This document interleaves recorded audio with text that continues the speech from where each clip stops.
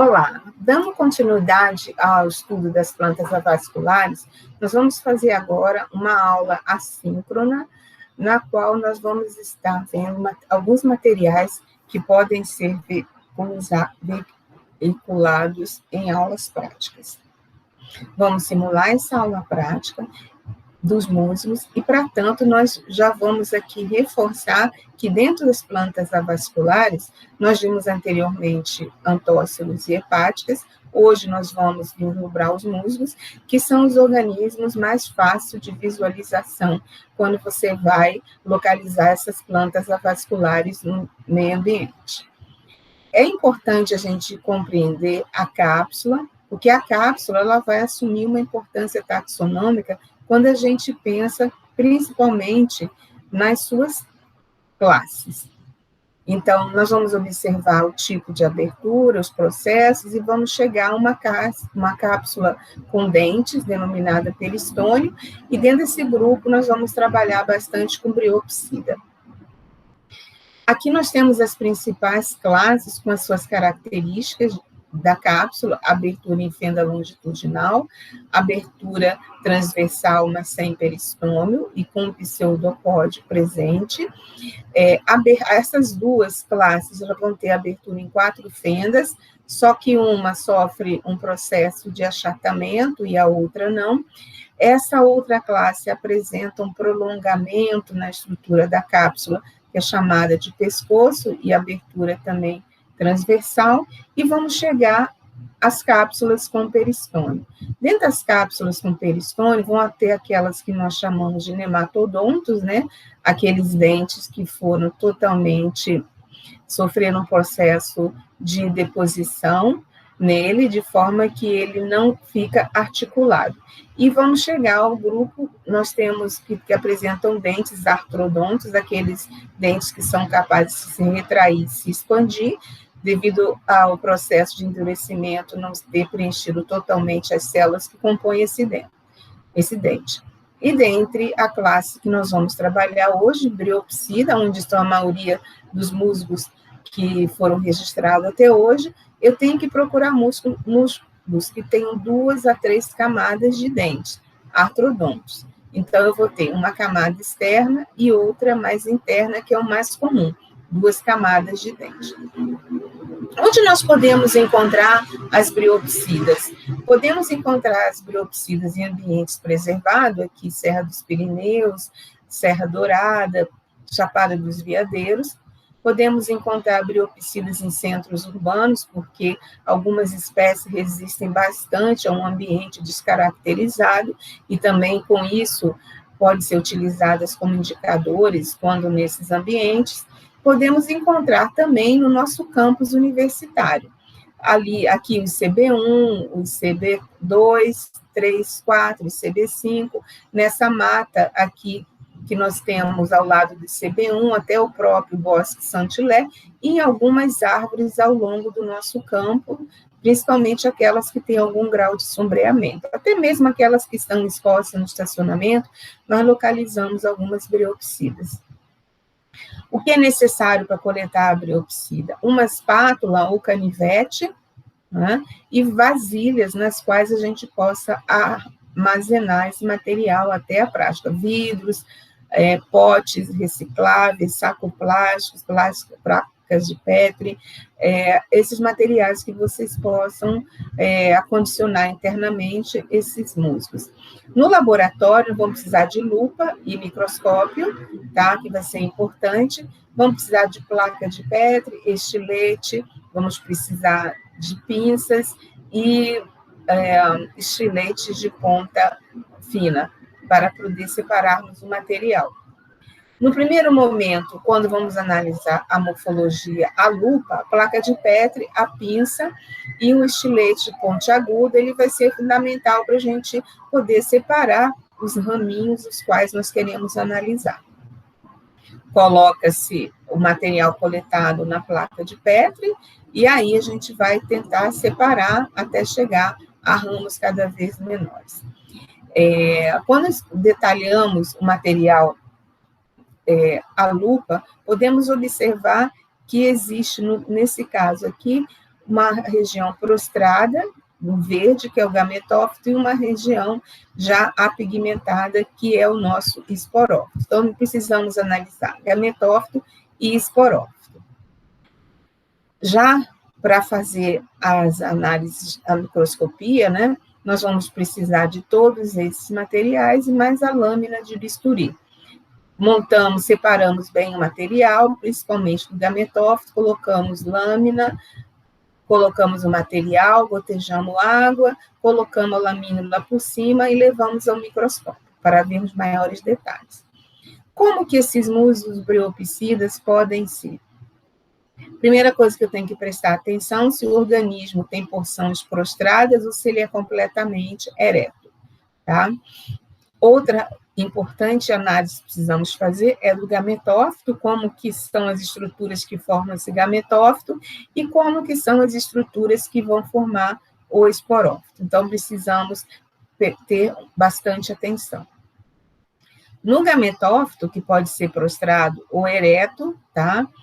E vamos precisar ver os filídeos, os cauloides e os rizoides. E no esporófito, vamos precisar ver o esporângio, que chamamos de cápsula, a seta ou haste, a região do pé, onde se insere no gametófito. Maior detalhamento.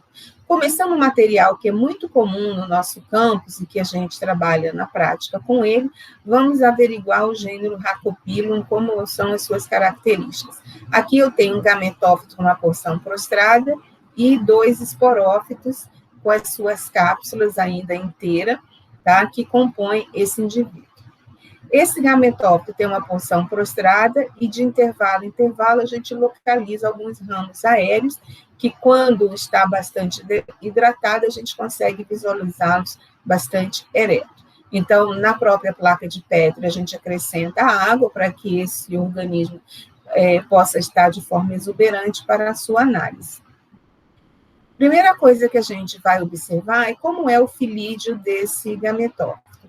O filídeo ele vai ser separado em 3 grandes partes, a região distal, a região mediana e a região alar. Nós precisamos ver as características de margem, precisamos ver esse ápice, como ele se configura, a lâmina, a costa, a região próxima à costa, como que são as células, tem alguma diferenciação, e a costa, propriamente dita, se ela termina junto com a lâmina, ou se ela ultrapassa essa lâmina, ou se ela termina antes de chegar à lâmina, isso são partes importantes para analisarmos durante uma aula prática. Aqui o filídeo que nós vemos nesse material, nós podemos observar que tem a costa, a margem, no caso essa margem é um pouquinho denteada, vocês vão ver mais à frente, e a lâmina, que é toda essa expansão. Então, de uma forma mais simples, nós vamos fazer a análise desse filídeo para que possamos levar as suas características importantes para a sua identificação. Quando a gente aumenta a resolução do material, a gente pode observar que essa costa ela é configurada por células, tá? E aí nós vamos ver que existe, além das células que estão na costa, existe na margem, o que a torna pontiaguda, essas células que são chamadas de células guias. Na costa, nós podemos observar o hidróide, que é uma célula cujas paredes são tangenciais, as paredes de conexão com outras células, são paredes inclinadas, que vai diferenciar das células que são células fotossintéticas que estão na lâmina desse material. Exatamente essas células mais alongadas que ultrapassam o limite desse filídeo e vai tornar-se a extensão da costa. Então, a costa é formada por células do tipo hidróide, que configura o tecido chamado adroma. Os rizóides desse organismo, por ele ser um organismo prostrado, eles saem de intervalo em intervalo, e junto desses rizóides, eles são rizóides multicelulares, né, que a gente observa também de forma mais escura, acastanhada, a coloração, são rizóides com função única de fixação, porque nós sabemos que os musgos não fizeram simbiose com os fungos, e às vezes a gente junta aos rizóides, a gente pode localizar alguns túberos. Reprodução vegetativa. O esporófito de uma briopsida, e aí é importante a gente ver a cápsula em toda a sua extensão, um tamponamento feito pelo opérculo, uma urna produtora de esporo, e quando esse opérculo desloca dessa urna, a gente consegue ver uma série de dentes, e nós estamos hoje buscando trabalhar com briopsida, que é a classe que vai ter 2 a 3 camadas de dentes artrodontos. A cápsula do racopilo, ela é uma cápsula bastante alongada, né? O opérculo, que é essa estrutura que fecha essa cápsula, ele é pontiagudo. A cápsula, além de alongada, ela apresenta uma região de abertura transversal, e a haste desse indivíduo se encontra não mais fotossintética, porque já está uma estrutura mais. Então, nós temos a urna, temos o opérculo, e a urna e o opérculo vão configurar essa cápsula, que é o nosso esporândio, e internamente ele vai ter uma anatomia bastante estruturada, tá? A haste ou seta, que está desidratada, são estruturas que vai fazer com que esse esporófito possa liberar seus esporos mais distantes do gametófito. Quando a gente olha essa cápsula mais detalhadamente, ela geralmente ela é mais inclinada, aqui ela está fechada, aqui ela já está aberta, expondo os seus dentes, tá? E a gente precisa entender o que acontece com ela. Uma vez o opérculo caindo, ocorre a liberação e a abertura dessa cápsula, a gente observa aqui o peristônio, que é formado por esse conjunto de dentes, né, aqui na lateral, e geralmente são 2 camadas, a mais interna e a mais externa de dente.